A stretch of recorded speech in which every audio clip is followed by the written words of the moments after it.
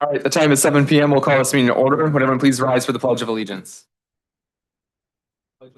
Allegiance to the flag of the United States of America, to the republic for which it stands, one nation, under God, indivisible, liberty and justice for all.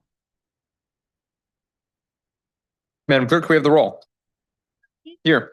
Trustee Delapenna. Here. Trustee Forsythe. Here. Lanisa. Here. Trustee Bukowski. Here. Trustee Trigger. Here. We have a quorum. We'll continue on our presentation of the prepared agenda. Is there a motion to approve the agenda? Moved. Second. Any discussion? Seeing none, all those in favor, please signify by saying aye. Aye. All those opposed, nay.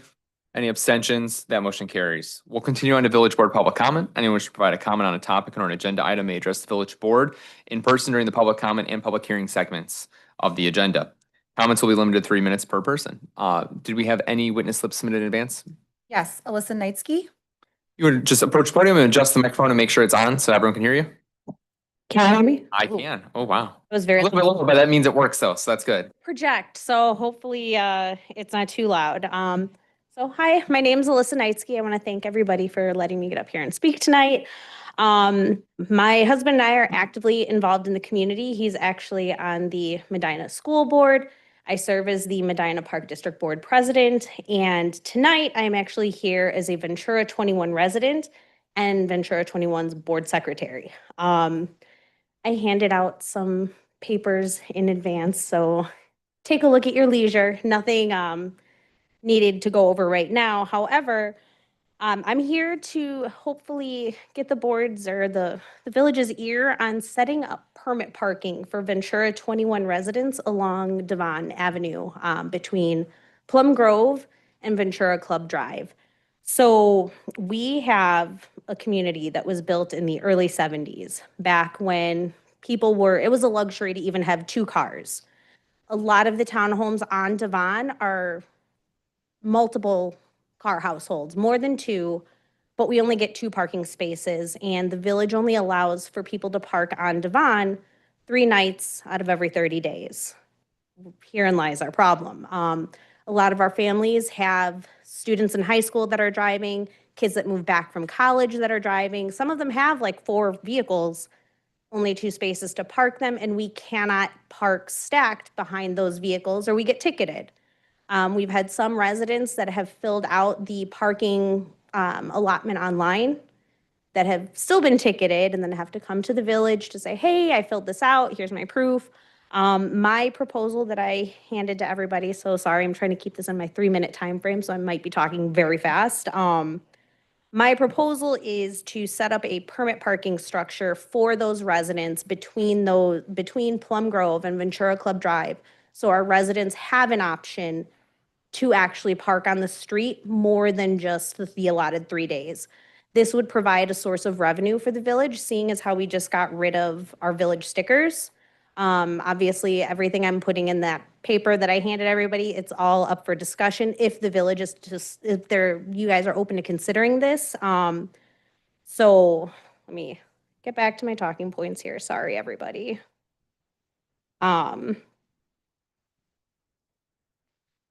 I actually may have spoken so fast, I went through everything. Some of the outline on there, the proposal is offering monthly, temporary, weekly permits in case somebody has somebody from out of town that can't park anywhere other than on Devon.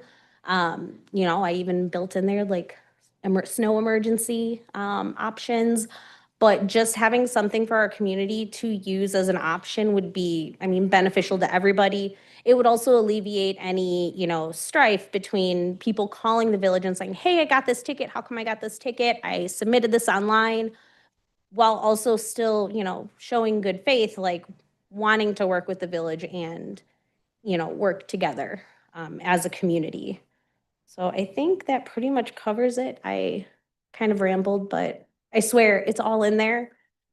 Very thorough. I really appreciate it. If you don't mind, if we don't already have it, could you provide to the village administrator over here on the side your email and a phone number that we could best contact you with? Yeah, I can definitely do that. Perfect. Thank you so much for coming tonight. Thank you so much, everybody. Is there any other members of the public that wish to address the board at this time? Yep, sir, if you just come up to the podium and state your name for the record. Good evening. Mohammed Salah is my name. I also live in Ventura 21. My concern mostly is just the speeding on Devon. I've called in a few times in the morning. Children, there's about 4 or 5 bus stops from at least Ventura Club all the way down to Plum Grove, and there's folks that are just flying at all times of the day. But the biggest concern is in the mornings when the children are waiting for bus stops, and then in the afternoon.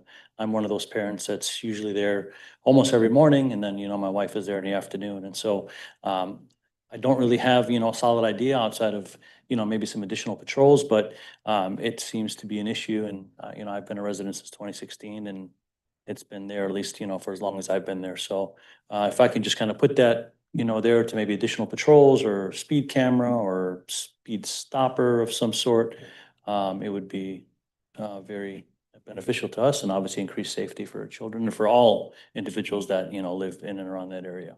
Great, thank you so much. Chief of Police is in the back of the audience, so he'll make a note of that and we can kind of follow up on the enforcement there. Unfortunately, well, I don't know, depending on your perspective, fortunate or unfortunately, speed cameras are not permitted outside the city of Chicago at this time. So we'll see. General Assembly is a funny place. Is there any other members of the public that wish to address the board at this time? All right, let the record show none. We'll continue on to officials and staff reports tonight under mayors.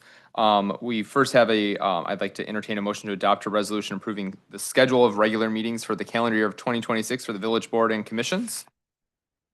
Second. The only thing I wanted to throw out there, I know we had, at least I believe the board enjoyed the summer hours that we instituted this year. Is that something that the board is interested in doing again for next year with a little bit more advance notice?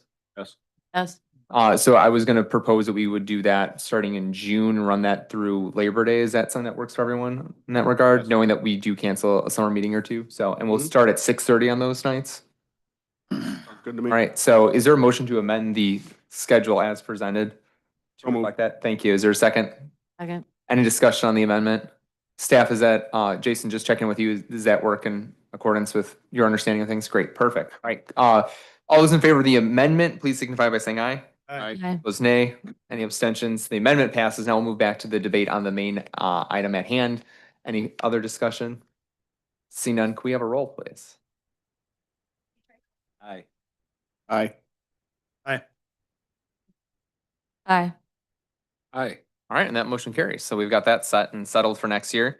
I also just want to extend my heartfelt thanks to our public works crews to have the first snowfall of the year be as heavy and as long as it was quite the endurance effort on their part. And I think given the efforts that everyone put in to make sure that the roads are safe for everyone, it turned out fantastic. So really appreciate the crew's efforts, and of course throughout tonight again as we have our second snowfall and another one potentially still in the works for this week. But all that being said, we're getting it out of the way now so that we can have a wonderful, perfect Saturday for Winterfest. So hopefully everyone can join us from 2 to 6 p.m. Here at the plaza to enjoy the tree lighting ceremony, as well as the new features such as the iceless ice skating rink, as well as our small Christmas market, if you will, on Prospect Street, as well as other great events and other things that are being provided to the community in that regard. So it should be a good kickoff or a start to the holiday season for a number of people in that regard, and we'll light the tree at around 5-ish. So can't miss that effort on that part. And then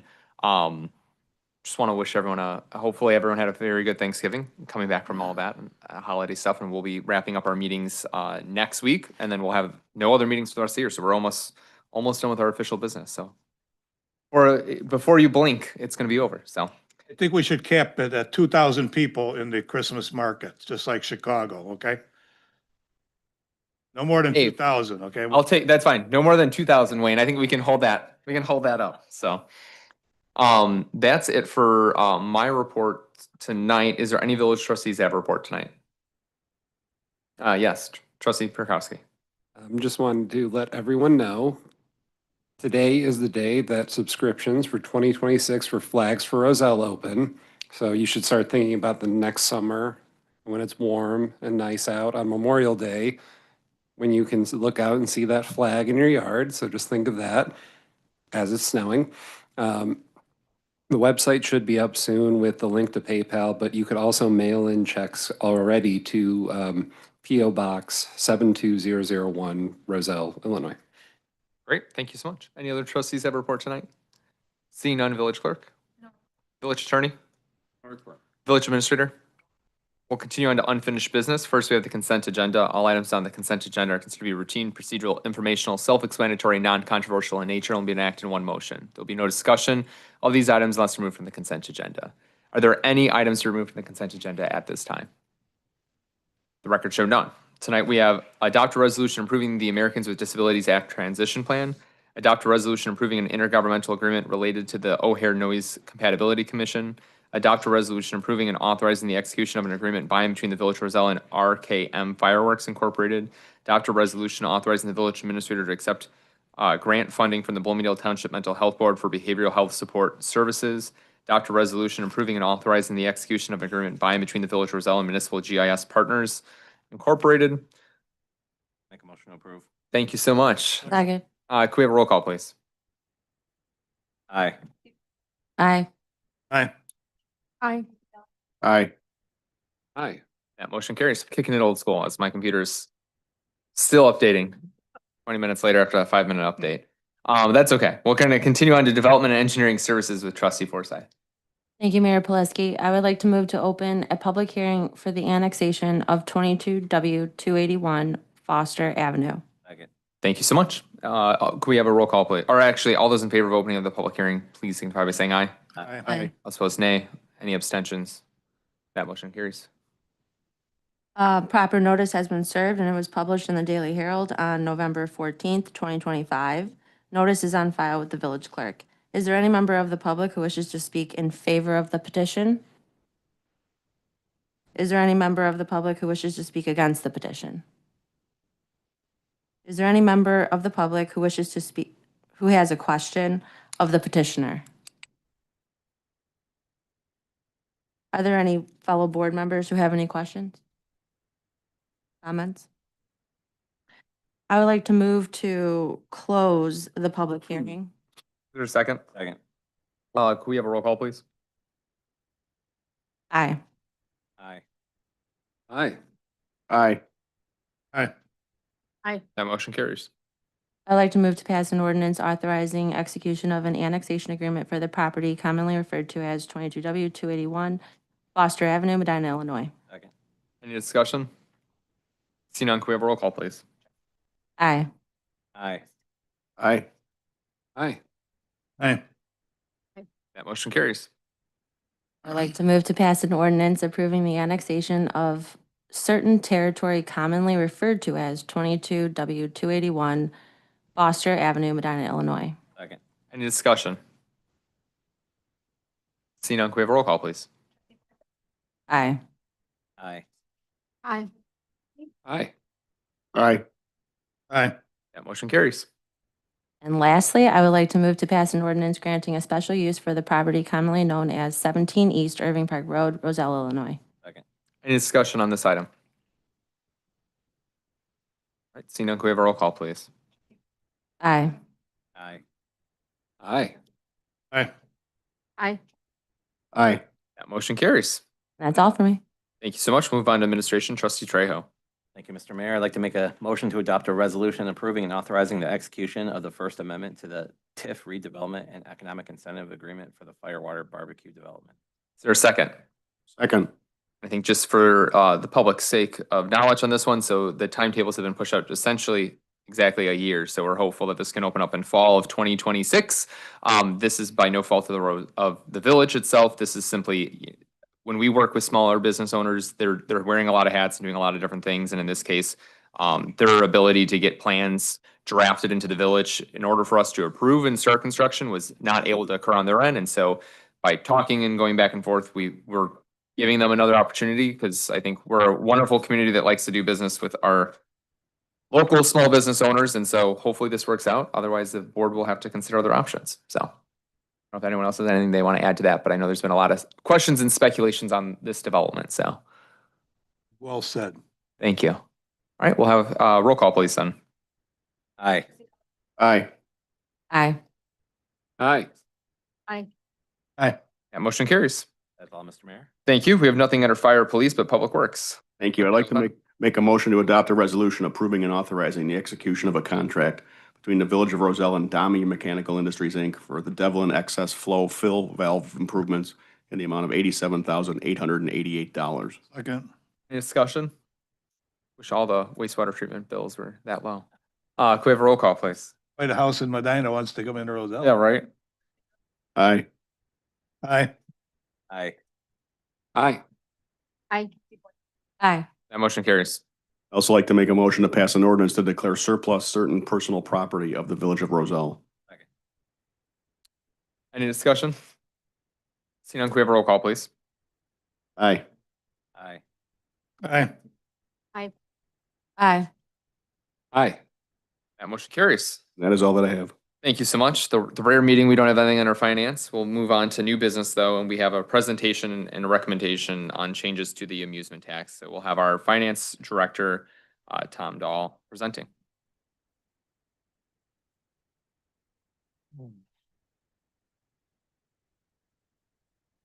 A few things tonight. So the first item is the amusement tax amendment. So during the budget discussion, we discussed, or during that process, we kind of discussed increasing the percentage from 3% to 5%, but then also expanding the base to include streaming services.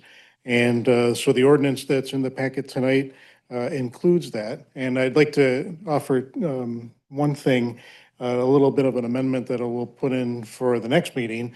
But Comcast reached out to the village to say, hey, can you make sure that there's certain language that's in the IML model ordinance that I didn't include in ours, gets included in there. So just to be clear. And I'll just read it very quickly. I won't include all the state statute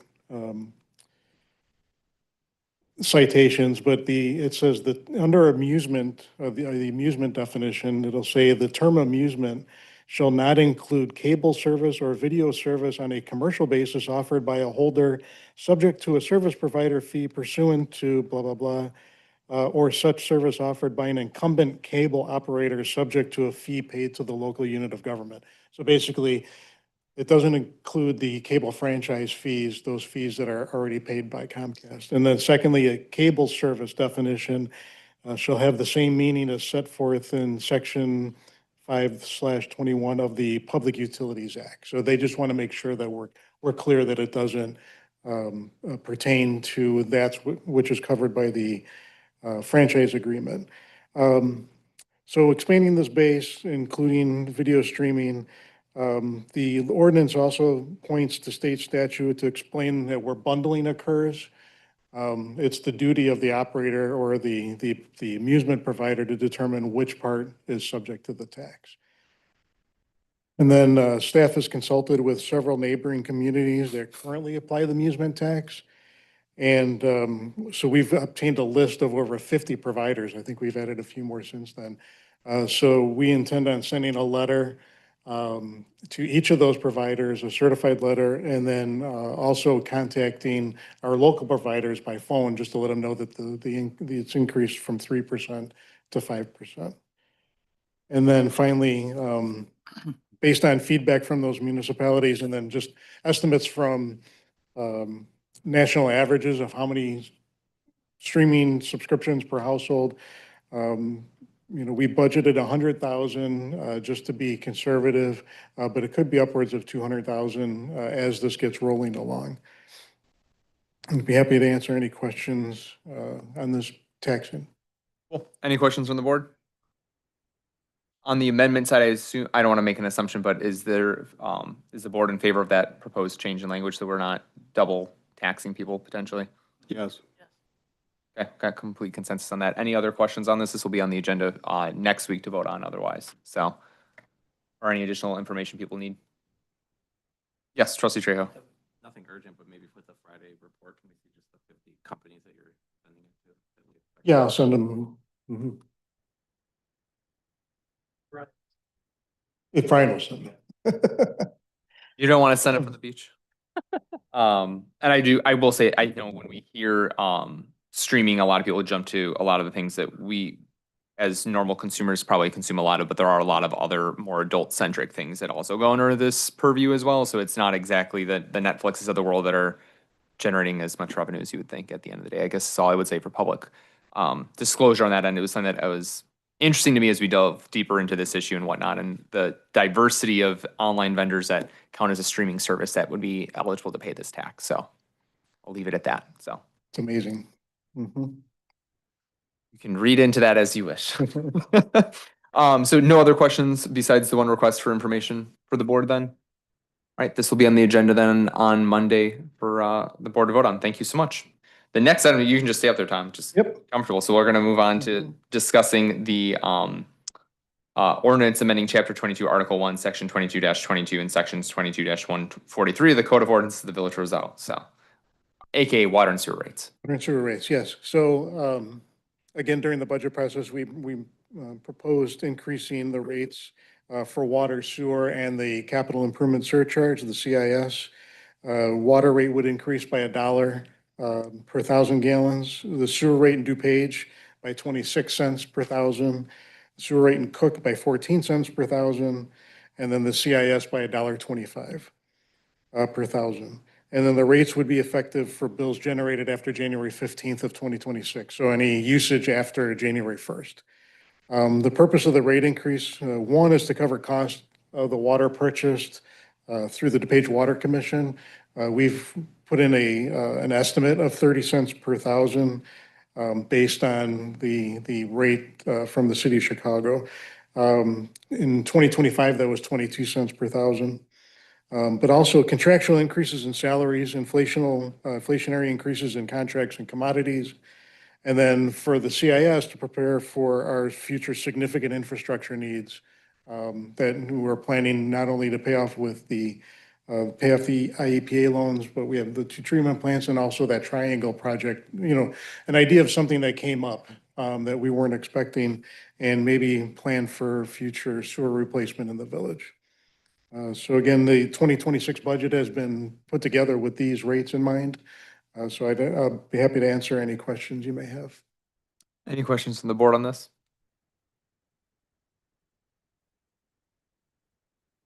I'll just add, I know there's a lot of, rates are kind of more confusing than it is to compare across different communities and whatnot, but I think Roselle's rates in the whole are on par with a lot of neighboring communities, and a lot of other communities are facing some more substantial rate changes than Roselle is doing and or charging. So I know it's very easy to look at the bill and to be upset, but there's water is a expensive commodity at the end of the day, and it's still cheaper to have it flowing through the tap than going to a store and having it delivered to your home or buying it in bottles. And so as we continue to do our best to be good stewards of that resource and trying to keep costs low, the fact of the matter is there's a lot of costs behind the scenes to deliver that to people's houses with no thought or concern about that. So, all right, that will be on the agenda on Monday to approve. Next, we'll keep the finance show rolling and discuss changes to the Class T liquor license fees, which is the video gaming terminals. So this ordinance is not in the packet tonight, but it will be on Monday, next Monday. And again, this is just a change that was proposed during the budget process, changing the terminal fee from $250 per terminal to $750 per terminal. This would be an increase of about $50,000 to the village. It's been included in the 2026 budget. And again, it will be on the December 8th meeting, but really this is a cost that's borne between the operator and the place of business. So they're supposed to split it 50-50. That should not be too big of a burden for the amount of video gaming that we see coming through. And again, if there's any questions, I'd be happy to answer them. I know this is something we discussed through our budget conversations, so I know it's mostly just changing the amount on the ordinance side. So any questions from the board or comments on this one? Trustee Domke? They do make a lot of money on those terminals. Do you have any just ballpark on what a terminal might make in a year? In a year, that I can get you that information before the next meeting. I have it on a monthly basis, but In a month. you know, and it depends on the business. So Yeah, I get. I'll get that. Maybe the average. I'll give you an average. I'll provide that to the board if you don't mind. And I think, Wayne, to that note as well, I know I was meeting with Senator Murphy, earlier today to discuss kind of revenues for municipalities. The state retains the largest share of all the taxes when it comes to video gaming terminals. What we do get, while it is a significant part of our budget, it is, very, very small in share of what the state is collecting. And so I think there's some asks of us, as municipalities, to ask the state to give us a larger share of that revenue. They're going to continue to point to that as a revenue source to replace other that we have lost from the state over the. That's the only fee that they have to pay is to the village, right? Right, the tax that they pay to us, yeah, so that comes through the state. It actually, there's some Wacky formula. wacky formula, but also a mechanism that it goes to the state first and then it comes to the village. But we actually see, and anybody can see, per terminal, well, per business location throughout the state of Illinois, how much each party makes. So the business and then the state and then the village as well. But I'll provide some information on that. So that fee, if I was gonna put a terminal in, that fee would be insignificant because I'm still gonna make a lot more money than that. Everybody's perspective is different, but I would say, and for a lot of these, yes, that would be insignificant to the amount of money they bring in. I get one of those terminals. Talk to the state board. Yes.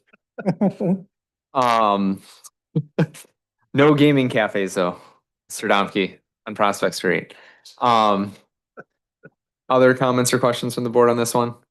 This will be another item that'll be on the agenda next Monday for approval then, so. Thank you so much, Tom. We'll move on to, recommended approving amendments to the Village of Roselle Personnel Policy Manual, and we'll have the Assistant Village Administrator Brian Jonas presenting. Good evening.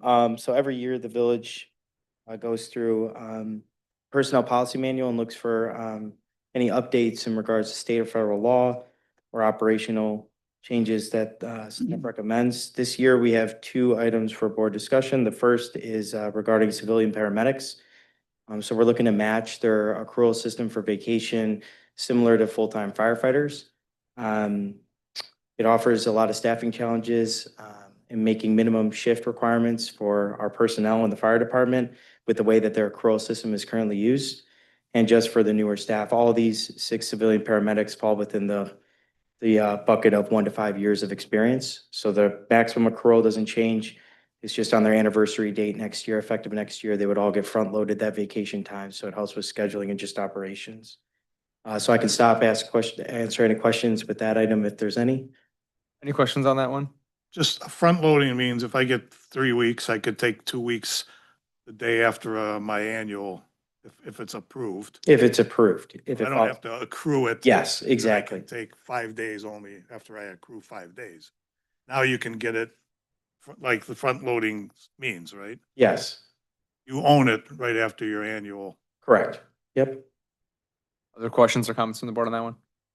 Their alignment with that alignment? Yeah, that's a good. Yes. Okay.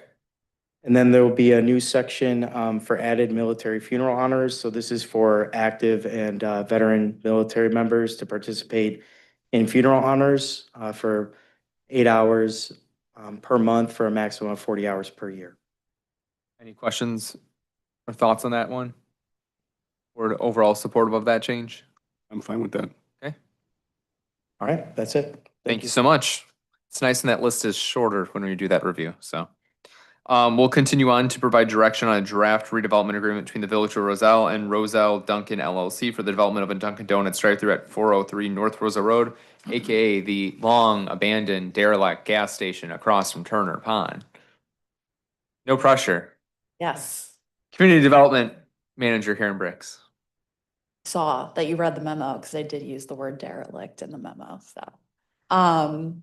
Amin Habib, who's here tonight, is the owner of the Dunkin' Donuts on Irving Park Road in the shopping center with Dr. Dogs and Dairy Queen. Wow, words were really hard just then. He is under contract to purchase the former Marathon Station that we partially demolished many years ago, that is located within the Roselle Nurgi TIF. It's at the corner of Devon and Roselle Road. And he is desirous of relocating the existing Dunkin' Donuts to that location in order to accommodate a drive-through, which is not possible at his current location.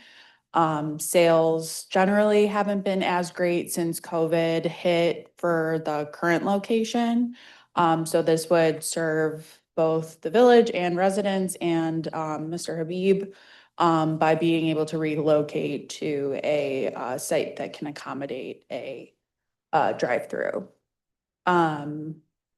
This has been very much a group effort with Kristen and Jason and Steve Jones and Jason Geisinger, the village's economic development attorney. Mr. Habib has the property under contract for $400,000, which is a TIF eligible cost. And his estimated TIF eligible construction costs are about $300,000 for a total eligible cost of about $700,000 of a $2.6 million estimated investment. We've come to a tentative agreement pending the village board's recommendation for a total incentive of $500,000. So $400,000 would be paid to Mr. Habib upon issuance of the certificate of occupancy. So once the building's complete and ready to open.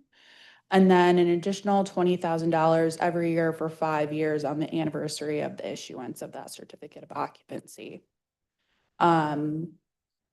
All payments would be dependent on continuous operation as a Dunkin' Donuts in that location.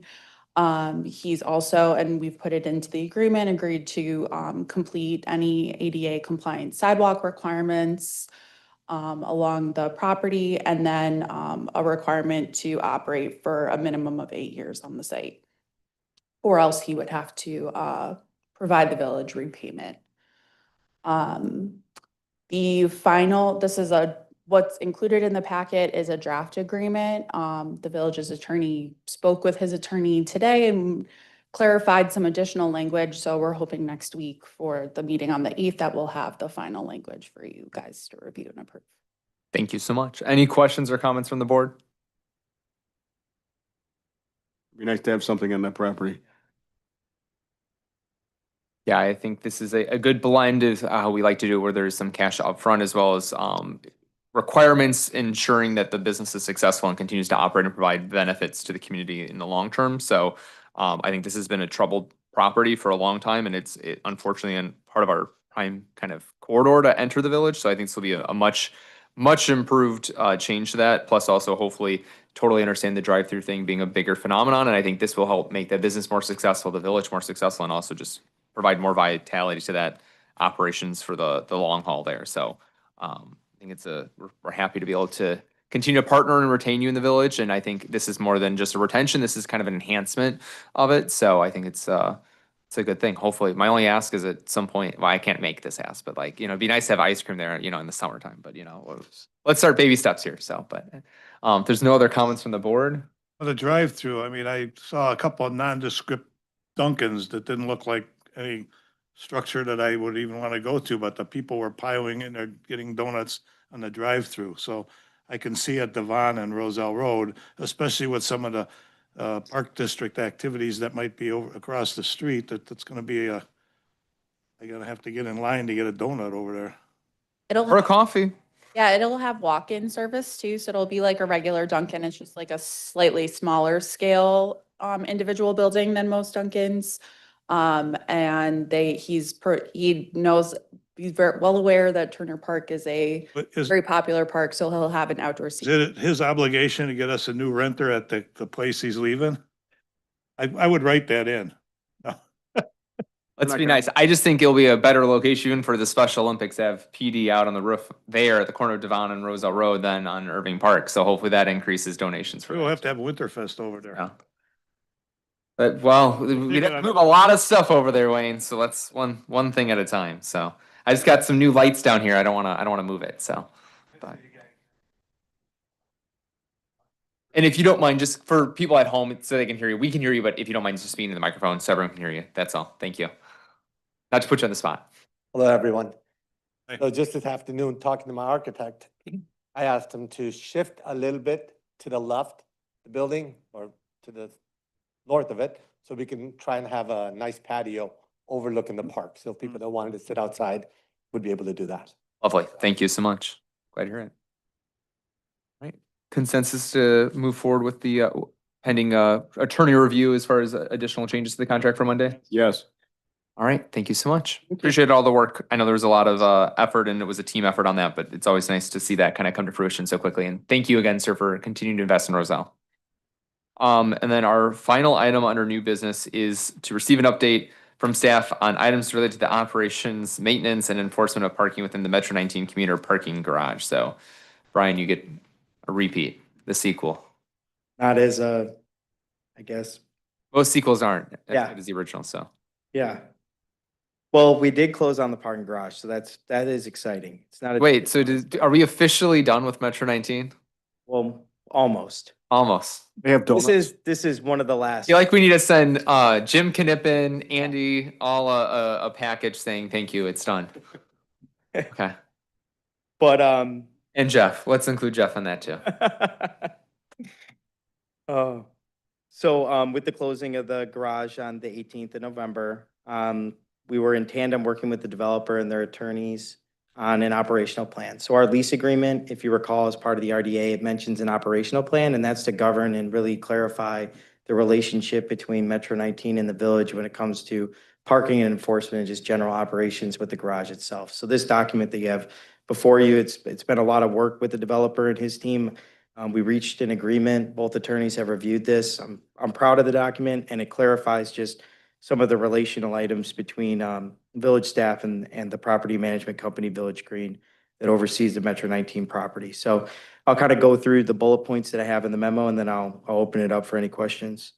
So as you know, as part of the closing process for the garage, we did allow early occupancy for tenants that had moved in prior to us closing on the parking garage to utilize it for private parking.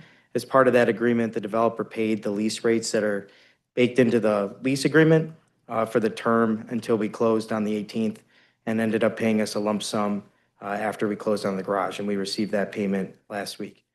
Parking allocations, so this is just really just identifying the total amount of parking spaces that are located with the garage and where they're allocated. Use and enforcement. So really the primary reason for this section is to outline that the garage itself is not to be used for any guest parking. Metro 19 tenants and their guests have to use a surface parking lot that's on their private property for guest parking. And just to reinforce that the village doesn't enforce private parking within the garage.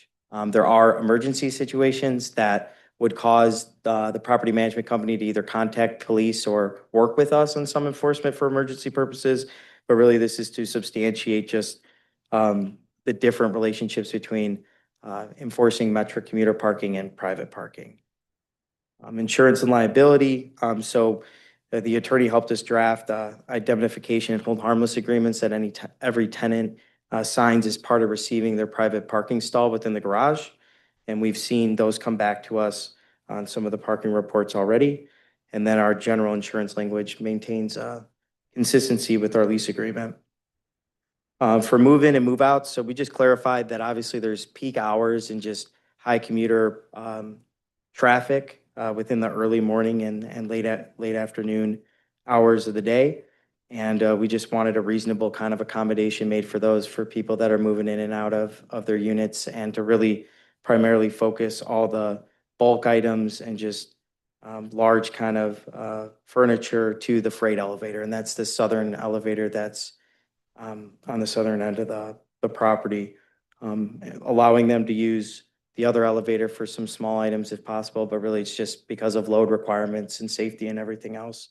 And because the village is paying for a share of that maintenance of those elevators. For EV charging stations, so the village technically owns all the EV chargers. We have a service agreement with them, carries warranties. We set and maintain all the rates, and I'll get to that in a little bit. But we just kind of have a section that outlines as part of state law, some EV requirements. If a tenant were to request to the village to increase our EV capacity related to private use, there's a mechanism and an available process for them to go through that. And then for maintenance and safety, so this is just to talk about just generally all garage matters, how to report them to the village, what happens in emergency situations, and what are the timeframes associated with that. So we're actually going to meet with Metro 19's property management company in the coming weeks just to kind of go over this plan with staff and just really solidify the relationship, because I think we have a good one already. We've been working with them for a long time. So a lot of this kind of maintenance and safety stuff comes down to who to contact. Do people have the right information? Do they know where to go when things happen? So we don't have much worry there. And then maintenance and cost sharing. So this just mirrors really the village's lease agreement with the developer and the easement agreements that we have for the common areas that include the stairways and the elevators. So the village's their portion of just reimbursement for the work that's done, annual PM work or any maintenance, is 35%. And we really require, since the developer is the one scheduling all that PM work, we obviously have the right to review documentation, whether it's in excess of $10,000 and not an emergency purchase, but just in general, just to make sure that proper bidding and proper quotation is done so that we're paying a fair share of a fair expense. Obviously, there's violation clauses that could default these provisions as it retains in the lease as well. So it kind of puts more teeth and more onus on this document. And then we just, like I said, we're going to meet with Metro 19, but we're going to keep the relationship ongoing. So we'll have quarterly meetings scheduled so that everybody's on the same page. So I'll stop there before I go into some ordinance updates that will be coming on the future agendas and just see if there's any questions. Any questions for Brian at this time? Trustee Dapke? To, like the additional 100 additional spaces, is that for the Metro 19 to Yep. rent out or? Yes. So they are designated. Mhm. So out of the total amount of parking spaces for a 1-to-1 ratio, tenants have the availability to rent an additional stall at a higher price.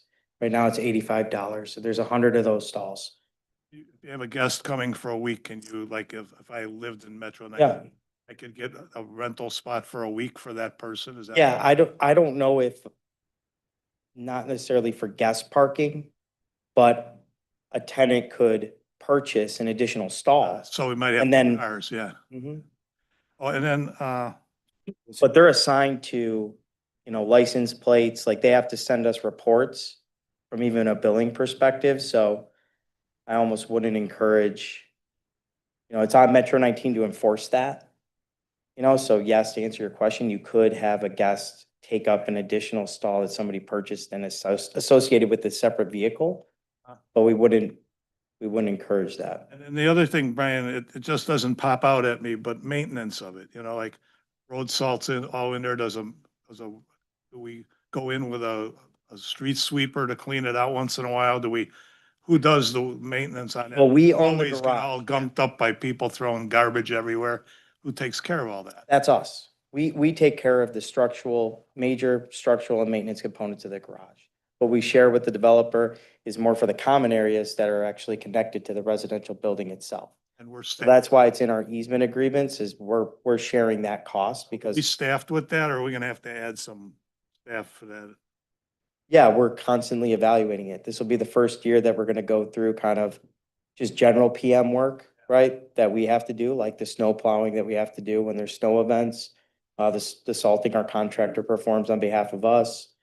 And then just the annual walkthroughs, really to just maintain presence in the garage. And I think also to that point, that's the impetus for the having a full-time facilities person on Public Works, that decision that came up to the board because of this additional responsibility to maintain the garage, among other things. That is something that was a direct result for why that was brought to the board. So We may see that in the middle of the year when you've had a chance to evaluate. It's a new garage, so it won't be too bad, but still, people will trash it and we gotta take care of it. Okay. And it does have cameras. yeah, it does. Yep. other questions? All right, ordinance updates. All right, so one, we just need to codify certain things in regards to electric vehicles. So, like I said, we own and maintain all the chargers within the garage. For the public side, we need to codify a rate to charge. What I put on here is just through research of just other towns and actually some recent kind of amendments to codes of towns like Evanston that had different charging structures. People are going to more of a kilowatt per hour rate, and we found that median to be 25 cents per kilowatt per hour. We did pull a lot of the ComEd history, but without going through kind of operations, demand, seeing what's actually going to happen from owning the garage and watching the chargers being used. We don't know what that's going to be, but ChargePoint, the chargers and our service agreement allows us to pull a lot of data, watch a lot of the usage. So we're going to continuously evaluate that rate and how it coincides with just the operational costs of the chargers themselves, and also allowing us to have some reserves for unanticipated events that may not be covered under our warranty. Any questions on that item? Consensus to move forward with staff's recommendation on that one? And how quickly, if we had to change that one, I assume that's Instantaneously, yep, yeah. And also, I have in here just what we would like to do is restrict overnight parking for the garage. So that's a little bit different than what we have in the north and the south lot. But we feel like it's the best median to ensure that, the balance between private use and commuter use. And again, we don't know what we don't know right now. But we also don't want to incentivize private use on public permits and just enforcement challenges that we see. So currently, we're going to restrict overnight parking. any questions on that piece of it? Trustee Donkey? Just a scenario. I have a really high-class car that I want to keep under a roof the whole year. All I have to do is pay $2 a day? Is that all? To keep it in the garage day after day? No, that's would be, Park overnight. used to prevent you Part from doing that. overnight, yeah. Can't park overnight? Yeah. Okay, that's, okay. On the overnight parking, somebody wants to go downtown for the weekend. Yeah, we are gonna mirror the holiday schedule. I've talked to Chief about the weekend. That's what we're kind of gonna evaluate, but yeah. It just wouldn't be the garage.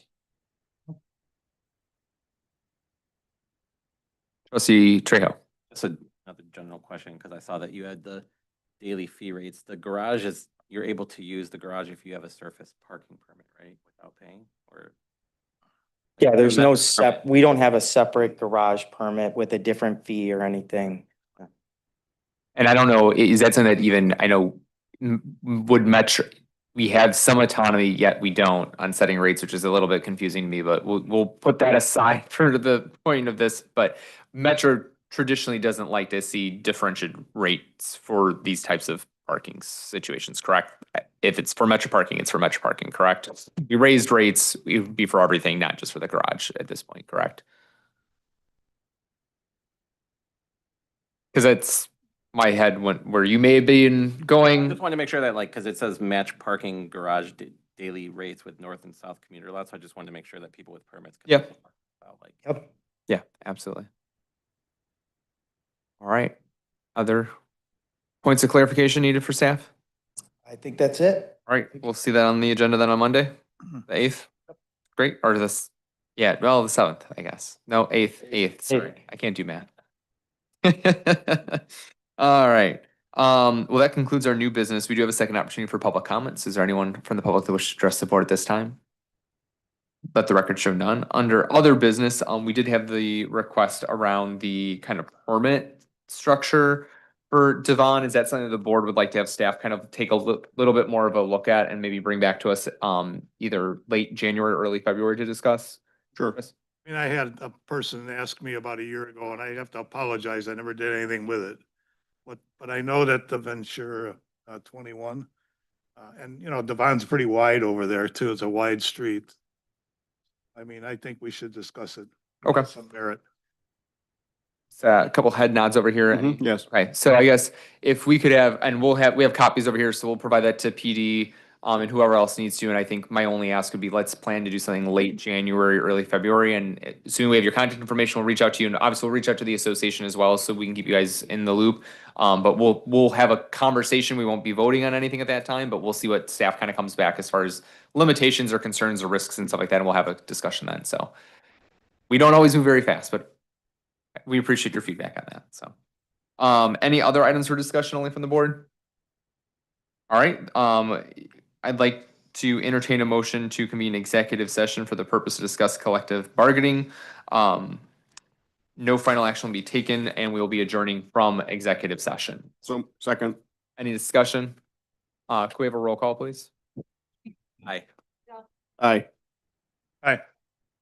Aye. Aye.